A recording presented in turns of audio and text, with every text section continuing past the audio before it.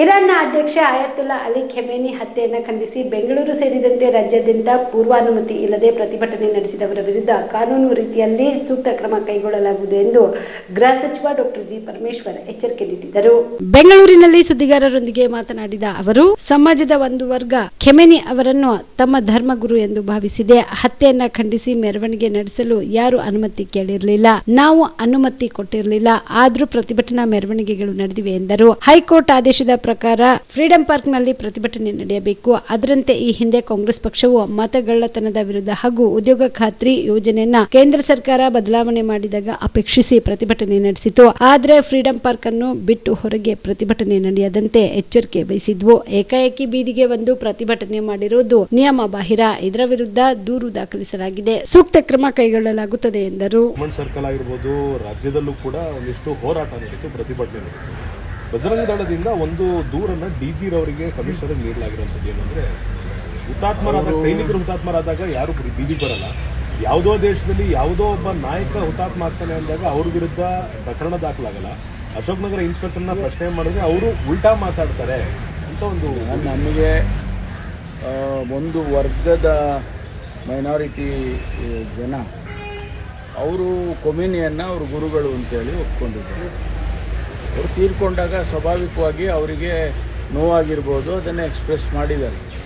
ಆದರೆ ನಮ್ಮ ದೇಶದ ಕಾನೂನಿನ ಒಳಗಡೆ ಆಗಬೇಕಲ್ಲ ಅದು. ಅದಕ್ಕೆ ಅವರು ಪ್ರೊಸೆಷನ್ ಮಾಡೋದಕ್ಕೆ ಪರ್ಮಿಷನ್ ಕೇಳಿರಲಿಲ್ಲ, ಅವರು ನಾವು ಕೊಟ್ಟಿರಲಿಲ್ಲ. ಆದರೂ ಮಾಡಿದ್ದಾರೆ ಅಂತೇಳಿ ಅವ್ರ ಮೇಲೆ ಈಗಾಗಲೇ ಕೇಸಸ್ಸನ್ನು ರಿಜಿಸ್ಟರ್ ಮಾಡೋದಕ್ಕೆ ಕ್ರಮ ತಗೊಂಡಿದ್ದಾರೆ ಪೊಲೀಸ್ನವರು. ಮುಂದಿನ ದಿನಗಳಲ್ಲಿ ಅವರಿಗೆ ನಾವು ಯಾವುದೇ ರೀತಿಯಲ್ಲಿ ಪ್ರೊಸೆಷನ್ ಮಾಡೋದಕ್ಕೆ ಅದಕ್ಕೆಲ್ಲ ಕೊಡೋದಿಲ್ಲ. ಯಾಕೆಂದರೆ ಈಗಾಗಲೇ ಕೋರ್ಟಲ್ಲೇ ಆದೇಶ ಮಾಡಿದ್ದಾರೆ, ಯಾವುದು ಪ್ರೊಸೆಷನ್ನಿಗೆ ನೀವು ಪರ್ಮಿಷನ್ ಕೊಡಬಾರ್ದು ಅಂತೇಳಿ ಮಾಡಿದ್ದಾರೆ. ಬೇಕಾದರೆ ನೀವು ಅಲ್ಲಿ ಫ್ರೀಡಮ್ ಪಾರ್ಕಲ್ಲಿ ಮಾಡ್ಕೊಳ್ಳಿ ಅಂತ ಹೇಳಿದ್ದಾರೆ. ನಾವು ಅದನ್ನು ಭಾಳ ಕಟ್ಟುನಿಟ್ಟಾಗಿ ಪಾಲಿಸ್ತಾ ಇದ್ದೇವೆ.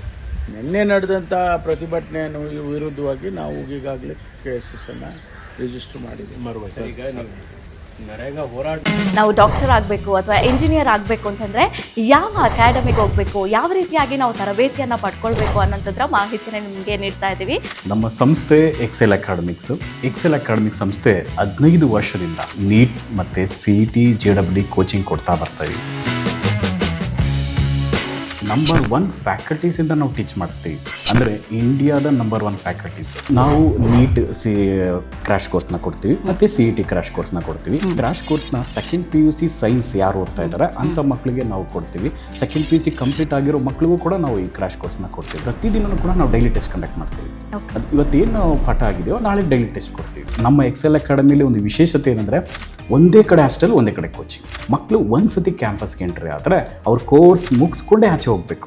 ಆ ಥರ ವ್ಯವಸ್ಥೆ ಮಾಡಿರ್ತೀವಿ. ತೆಲಂಗಾಣ, ಆಂಧ್ರ, ಡೆಲ್ಲಿ ಆ ಕಡೆಯಿಂದ ಕರೆಸಿ ನಾವು ಫ್ಯಾಕಲ್ಟೀಸ್ನ ನಂಬರ್ 1 ಫ್ಯಾಕಲ್ಟೀಸ್ನ ಟೀಚ್ ಮಾಡಿಸ್ತೀವಿ. ಎಕ್ಸಾಮ್ಗೆ ಹೋಗೋಕ್ಕಿಂತ ಮುಂಚೆ ಮಾದರಿ ಎಕ್ಸಾಮ್ನ ಒಂದು 10ರಿಂದ 20 ಎಕ್ಸಾಮ್ ಕೊಡ್ತೀವಿ ನಾವು.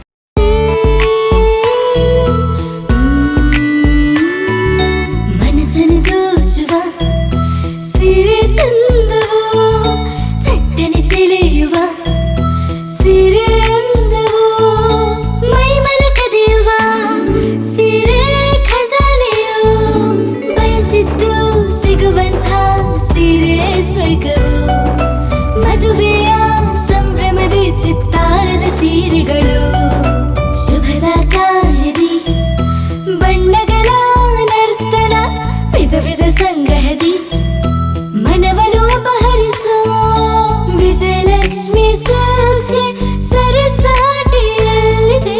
Vijayalakshmi silks, Vijayalakshmi silks. ಗುಲ್ಬರ್ಗ ಜಿಲ್ಲೆಯಲ್ಲಿಯೇ ಮಹಿಳೆಯರ ಮತ್ತು ಮಕ್ಕಳ ವಸ್ತ್ರಗಳ ಏಕೈಕ ಅತಿ ದೊಡ್ಡ showroom Vijayalakshmi silks, city centre mall, supermarket road, Gulbarga.